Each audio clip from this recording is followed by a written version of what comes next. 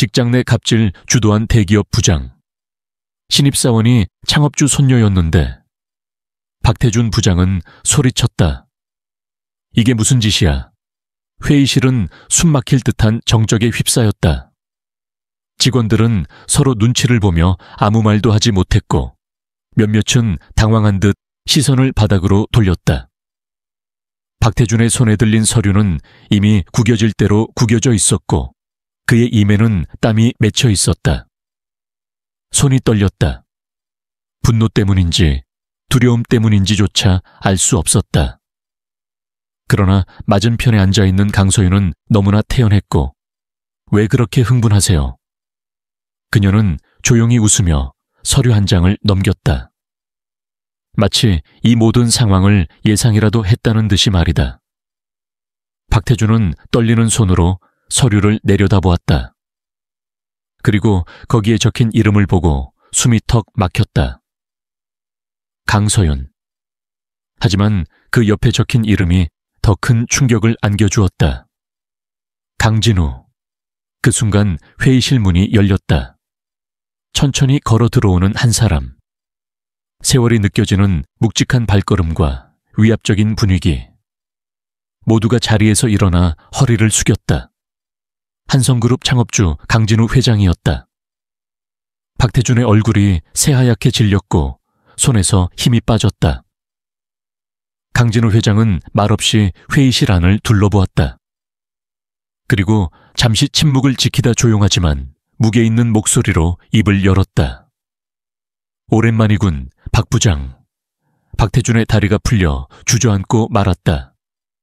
시간은 1년 전으로 거슬러 올라간다. 강서윤은 긴장된 표정으로 거대한 한성그룹 본사 건물 앞에 섰다. 탈락과 번뇌 속에서 끝내 마침내 이루어낸 취업. 손바닥에 땀이 배어 나왔다. 이 순간을 위해 얼마나 많은 밤을 지새웠는지 모른다. 이제부터 시작이야. 서윤은 깊게 숨을 들이마시고 유리문을 밀었다. 로비는 예상했던 것보다 더 웅장했다. 천장까지 닿을 듯한 기둥과 대리석 바닥이 신입부터 압도적이었다. 인사팀에서 나온 직원이 서윤을 맞이하며 오리엔테이션 장소로 안내했고 오늘부터 우리 한성그룹의 일원이 된 것을 환영합니다. 인사팀장의 말에 서윤은 고개를 숙이며 겸손하게 미소 지었다. 하지만 마음속으로는 다른 생각이 흘렀다. 이 회사에 진짜 정체성을 아는 사람은 이 넓은 사무실에 아무도 없었기 때문이다. 오리엔테이션이 끝나고 서윤은 마케팅팀에 배치되었다. 첫날부터 업무에 열정을 보이며 적응하려 노력했다. 하지만 곧 이상한 분위기를 감지했다. 사람들이 자꾸 시계를 보며 불안해하는 듯했다. 박태준 부장님이 오시면 조용히 해야 해요.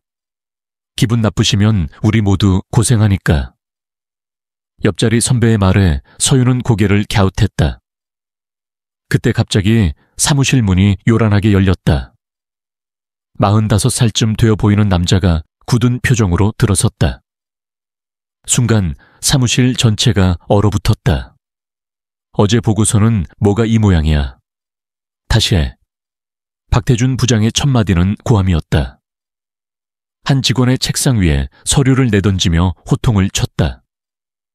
그 직원은 고개를 숙인 채 죄송합니다라는 말만 반복했다. 서윤은 놀란 표정을 감추지 못했다.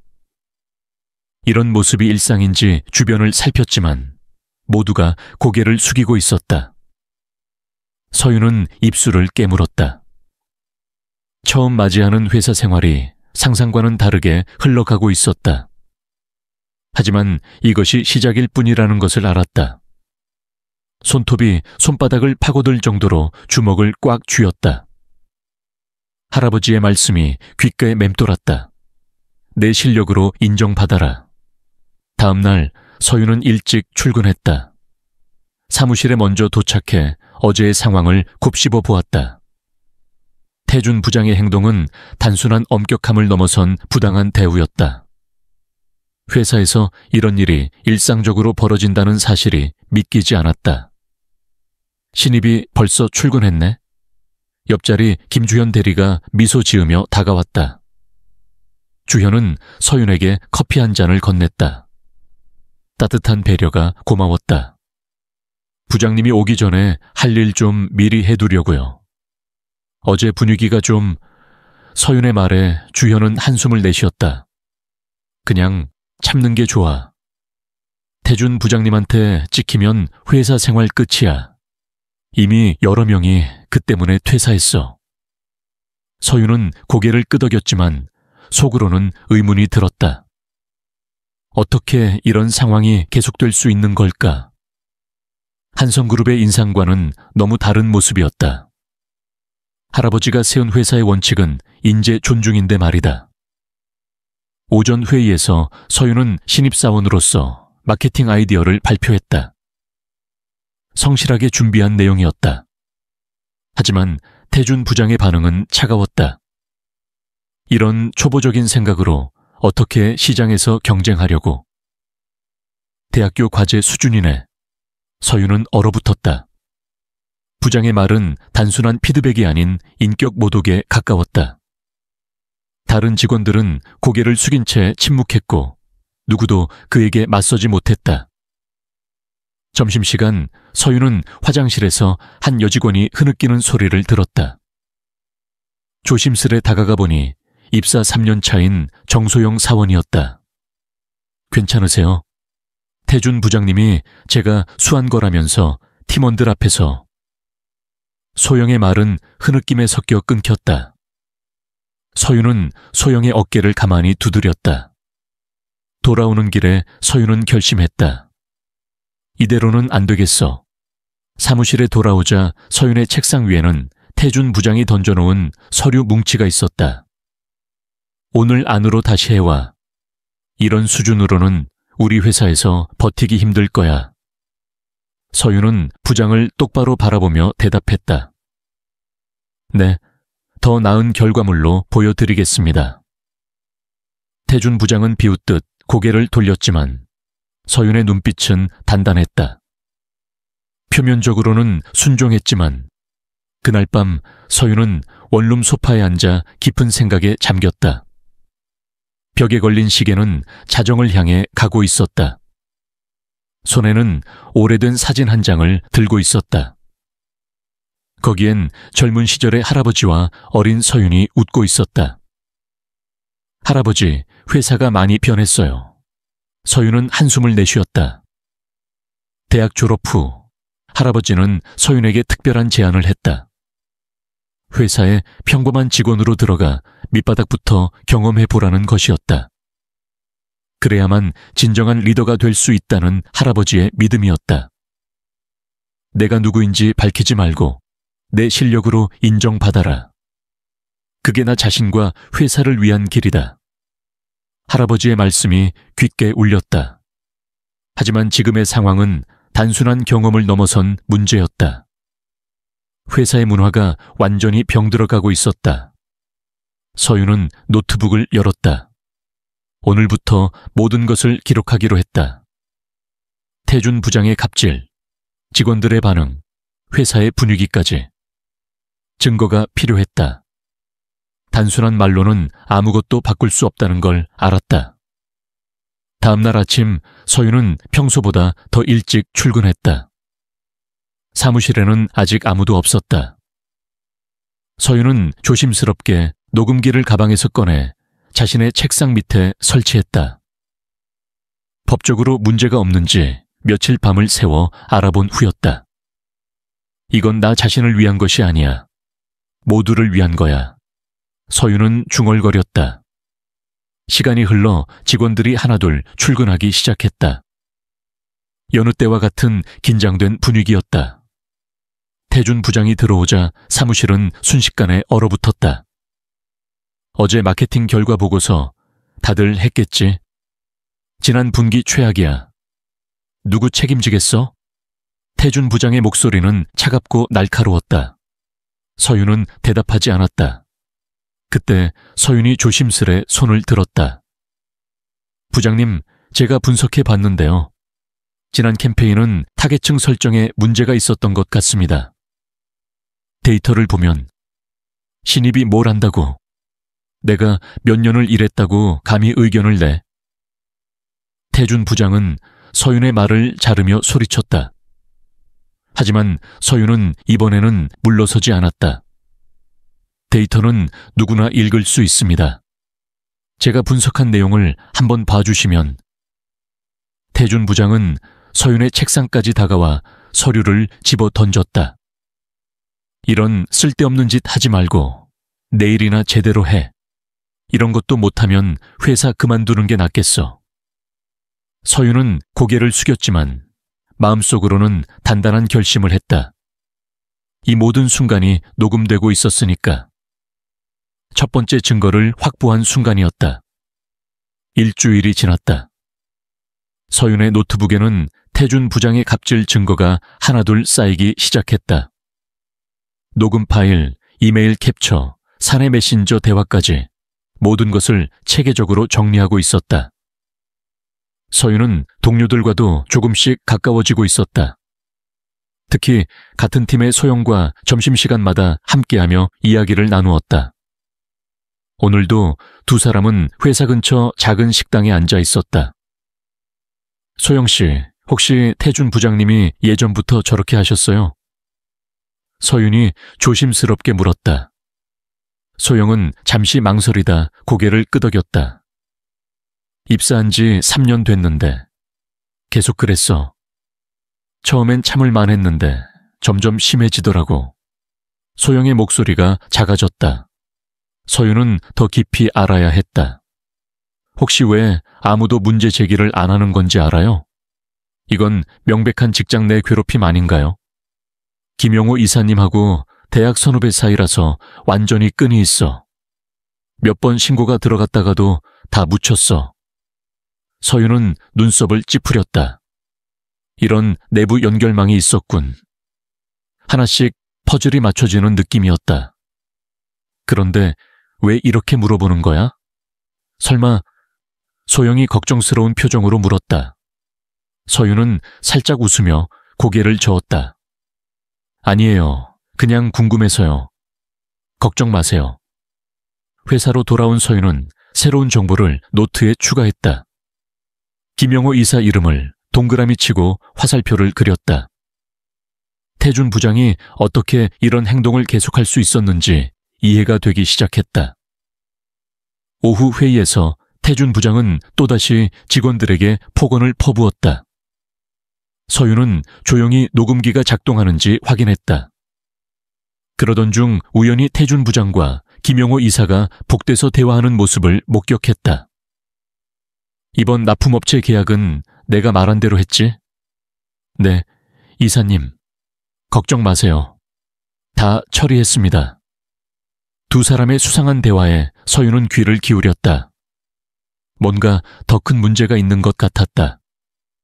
서윤은 회사 시스템에 접속해 납품업체 관련 문서를 살펴보기로 했다. 접근 권한이 제한되어 있었지만 주연 대리에게 도움을 청하기로 마음먹었다. 주연 언니, 혹시 납품업체 관련 자료 좀 볼 수 있을까요? 제가 분석을 맡게 됐거든요. 주연은 잠시 망설이다 서윤을 도와주었다. 파일을 열어본 서윤은 중요한 사실을 발견했다. 최근 바뀐 납품업체는 시장가보다 훨씬 높은 가격으로 계약되어 있었다. 그리고 그 회사의 대표는 다름 아닌 김용호 이사의 사촌이었다. 이거였구나. 서윤의 눈이 빛났다. 더 깊이 파고들 필요가 있었다. 이것은 단순한 갑질을 넘어선 회사 비리였으니까.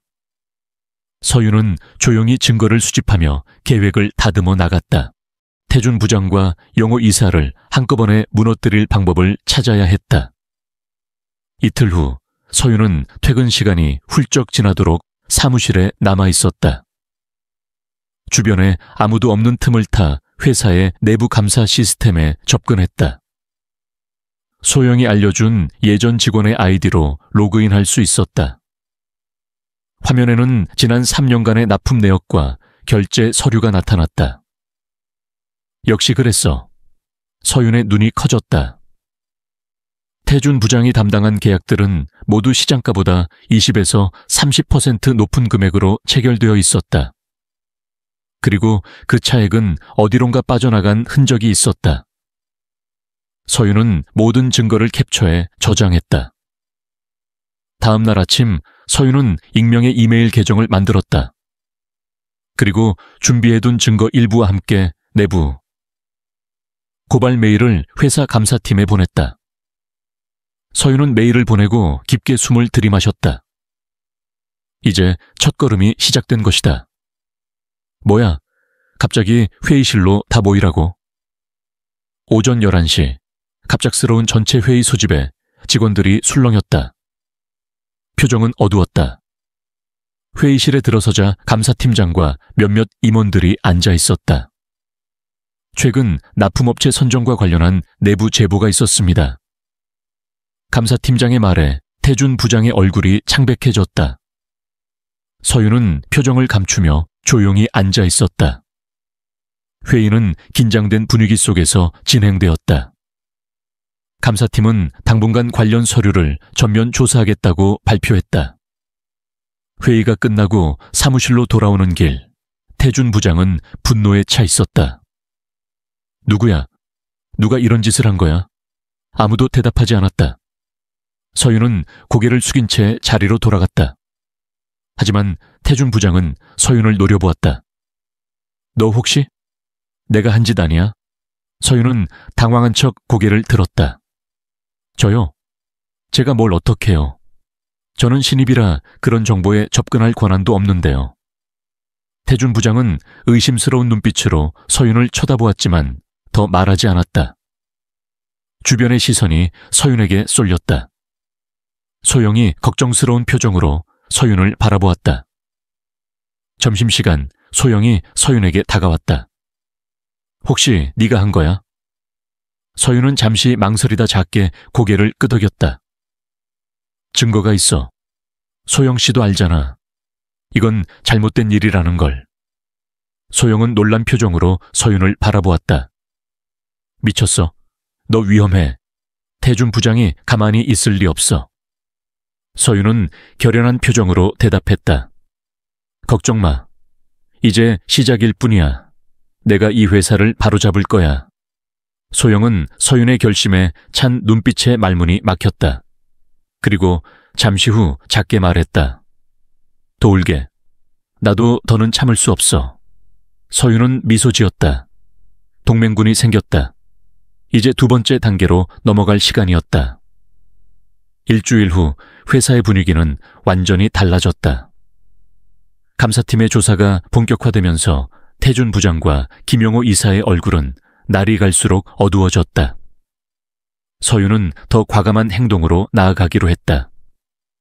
소영과 함께 직장 내 괴롭힘에 대한 증거들을 모아 사내 익명 게시판에 올렸다. 태준 부장의 갑질, 더 이상 참을 수 없습니다. 게시물은 폭발적인 반응을 일으켰다. 댓글에는 비슷한 경험을 겪은 직원들의 이야기가 쏟아졌다. 오랫동안 침묵해왔던 목소리들이 하나둘 터져 나오기 시작했다. 나도 전화로 욕설 들은 적 있어. 야근시킨 후 결과물을 쓰레기라고 던진 적도 있어. 입사 한 달 만에 사표 쓸 뻔했어. 서윤은 흐뭇한 마음으로 반응을 지켜보았다. 변화의 바람이 불기 시작한 것 같았다. 하지만 태준 부장의 방역도 만만치 않았다. 그는 팀 회의에서 노골적으로 서윤을 압박했다. 요즘 애들은 버릇이 없어. 선배 말도 안 듣고 뒤에서 이상한 짓이나 하고. 서윤은 태연하게 대답했다. 어떤 이상한 짓을 말씀하시는 건가요? 태준 부장은 서윤의 눈을 똑바로 바라보며 말했다. 곧 알게 될 거야. 회사를 어지럽히는 사람은 가만두지 않아. 위협적인 말이었지만 서윤은 두렵지 않았다. 이미 마지막 단계를 위한 계획을 세워두었으니까. 서윤은 소영과 함께 피해 직원들을 하나둘 만나기 시작했다. 그들에게 용기를 주고 함께 대응하자고 설득했다. 혼자서는 힘들지만 우리가 모이면 달라집니다. 부당한 다우를 더 이상 참지 맙시다. 처음에는 두려움에 망설이던 직원들도 서서히 마음을 열었다. 특히 태준 부장 때문에 퇴사했던 전 직원들까지 연락이 닿으면서 증언은 더욱 풍부해졌다. 그리고 마침내 결정적인 순간이 찾아왔다. 감사팀의 조사 결과가 나온 날이었다. 태준 부장과 김영호 이사는 본사 대회의실로 호출되었다. 서윤도 증인으로 불려갔다. 회의실에는 무거운 공기가 감돌았다. 감사팀장이 조사 결과를 발표했다. 납품업체 선정 과정에서 심각한 규정 위반이 발견되었습니다. 또한 직장 내 괴롭힘 사례도 다수 확인되었습니다. 태준 부장은 발끈했다. 음모야. 누군가 나를 모함하고 있어. 그때 회의실 문이 열렸다. 모두의 시선이 문 쪽으로 향했다. 서윤의 심장이 빠르게 뛰었다. 문틈으로 보이는 실루엣은 너무나 익숙했다. 55세 노신사, 강진우 회장이 천천히 걸어 들어왔다. 회사의 창업주이자 서윤의 할아버지였다. 서윤은 숨을 멈췄다. 할아버지의 등장은 계획에 없던 일이었다. 회의실은 순식간에 얼어붙었다. 강진우 회장의 존재감은 압도적이었다. 오랫동안 경영 일선에서 물러나 있었지만 그의 눈빛은 여전히 날카로웠다. 서윤은 할아버지와 눈이 마주치자 작게 고개를 숙였다. 할아버지는 미세하게 고개를 끄덕이고는 회의실 앞쪽으로 걸어갔다. 회장님, 이렇게 직접 오시다니. 감사팀장이 놀란 목소리로 말했다. 강진우 회장은 천천히 고개를 끄덕였다. 우리 회사에 큰 흔들림이 있는 문제라면 내가 직접 나서야지. 계속해보게. 감사팀장은 다시 보고를 이어갔다. 태준 부장과 김영호 이사가 저지른 비리는 상상 이상이었다. 회사 자금 유용, 뒷거래, 그리고 직원들에 대한 갑질까지 모든 증거가 명백했다. 태준 부장은 창백한 얼굴로 자리에서 일어났다. 회장님, 이건 모두 오해입니다. 제가 회사를 위해 열심히 일한 건 모두가 알지 않습니까? 강진우 회장은 고요한 목소리로 대답했다. 열심히 일하는 것과 올바르게 일하는 것은 다르네. 내가 이 회사를 세울 때의 첫 번째 원칙이 무엇이었지? 모두가 침묵했다. 서윤은 그 답을 알고 있었다. 인재 존중, 정직한 경영. 할아버지가 항상 강조하던 말이었다. 태준 부장이 갑자기 서윤을 가리켰다. 이 신입이 모든 걸 조작했습니다. 회사를 혼란스럽게 만들려는 의도적인 행동이에요. 강진우 회장의 시선이 서윤에게 향했다. 서윤은 천천히 자리에서 일어났다. 이제 모든 것을 밝힐 때가 왔다고 느꼈다. 제가 조작한 것은 없습니다. 모든 증거는 사실이고 여기 계신 많은 직원들이 그 피해자입니다. 서윤의 목소리는 떨리지 않았다. 태준 부장은 비웃듯 말했다. 신입이 뭘 안다고? 넌 입사한 지 몇 개월 됐다고 이런 짓을. 강진우 회장이 손을 들어 태준 부장의 말을 끊었다. 내 손녀가 아니었어도 네 행동은 용납될 수 없었다. 태준 부장의 얼굴이 굳었다. 주변에서 놀라움의 탄성이 터져나왔다. 손녀? 서윤은 깊게 숨을 들이마시고 천천히 말했다. 저는 강서윤입니다. 한성그룹 창업주의 손녀죠. 회의실은 완전한 정적에 빠졌다. 태준 부장은 입을 벌린 채 서윤을 바라보았다. 그의 얼굴에는 공포와 충격이 교차했다. 말도 안 돼. 이럴 수가. 강진우 회장은 서윤을 바라보며 따뜻하게 미소 지었다. 내 손녀는 언제나 자신의 힘으로 문제를 해결하려고 노력하지. 태준 부장은 마지막 발악을 했다. 하지만 회장님, 이건 함정이에요. 처음부터 계획된 박태준, 넌 해고다. 강진우 회장의 목소리는 작았지만 그곳의 모든 사람들이 그 말의 무게를 느꼈다. 태준 부장은 믿을 수 없다는 표정으로 서윤을 바라보았다. 마지막 자존심마저 무너진 얼굴이었다. 경호팀이 들어와 그를 조용히 밖으로 안내했다. 김영호 이사 역시 같은 운명을 맞이했다. 회의실 문이 닫히고 무거운 침묵이 흘렀다. 강진우 회장은 천천히 일어나 회의실을 둘러보았다. 오늘 일은 우리 회사의 새로운 시작이 될 것입니다. 한성그룹은 처음 세웠던 원칙으로 돌아갈 겁니다. 인재를 존중하고 정직하게 경영하는 회사로 말이죠. 그의 목소리에는 단호함과 따뜻함이 공존했다. 직원들은 하나둘 자리를 떠났다. 서윤이 마지막으로 남았을 때 할아버지가 다가왔다. 잘했다, 서윤아. 단 3마디. 그 말에 서윤의 눈시울이 붉어졌다. 할아버지의 따뜻한 손이 서윤의 어깨를 토닥였다. 제가 너무 나선 걸까요? 회사에 혼란을 줬을지도 모르는데. 강진우 회장은 고개를 저었다. 때로는 바른 방향으로의 혼란이 필요하단다. 네가 용기 있게 나서지 않았다면 회사는 계속 잘못된 길을 갔을 거야. 서윤은 고개를 끄덕였다. 할아버지의 말씀은 언제나 지혜로웠다. 다음 날 회사는 완전히 다른 분위기였다.